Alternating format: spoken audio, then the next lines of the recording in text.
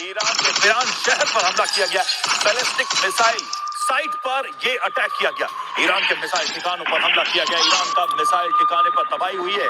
Ballistic मिसाइलों के गोदाम में आग की लपटें नजर आई हैं। तो आप समझ सकते हैं कि हमले कितने सधे हुए थे और कैसे इन ठिकानों को चिन्हित करके यहां पर हमले किए गए।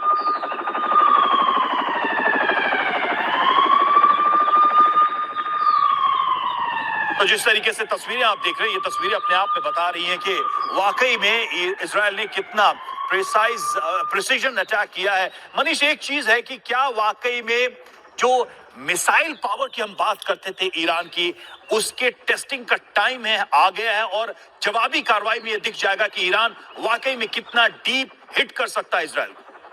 देखिए, आज जो अटैक हुआ उसके बाद तो ये साफ तौर पर दिख रहा है कि ईरान के पास अटैक करने की कैपेबिलिटी तो थी, लेकिन ईरान के पास डिफेंस नहीं था।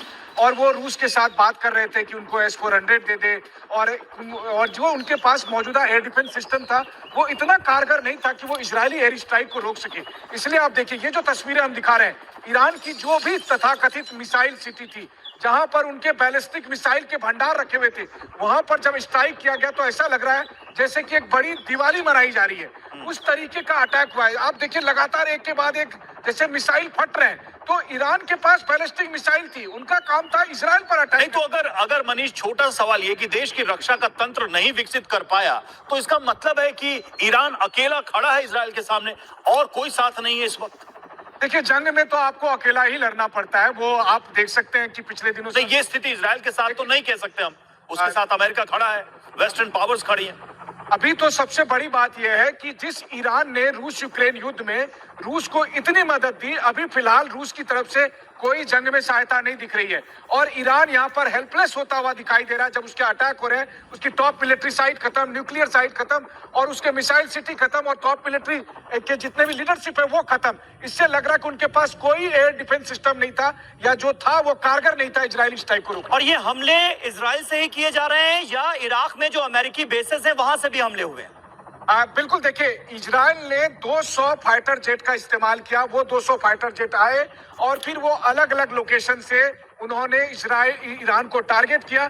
बल्कि खबरें यहां तक आ रही है कि उसमें से बहुत से फाइटर जेट जो है वो ईरानी सीमा के अंदर आकर वहां से अटैक किया और इस दौरान जो ईरान के 17 फाइटर जेट थे उसको भी मार गिराने का दावा किया है। तो कितना कोऑर्डिनेटेड अटैक था कि 1500 किलोमीटर दूर से फाइटर जेट उड़ते हैं, 200 की संख्या में उड़ते हैं और एक के बाद एक चौतरफा आक्रमण होता है और ईरान के एयर स्पेस के भीतर से जाकर अटैक करते हैं। और रक्षा के लिए जब ईरान के फाइटर जेट आते हैं तो 17 फाइटर जेट को वहीं खत्म कर दिया जाता है। इससे बड़ा हमला नहीं हो सकता और इससे बड़ी चुनौती नहीं मिल सकती ईरान को। अब ईरान क्या करता है ये देखने वाली बात होगी। सभी खास मेहमानों का शुक्रिया अदा करना चाहेंगे।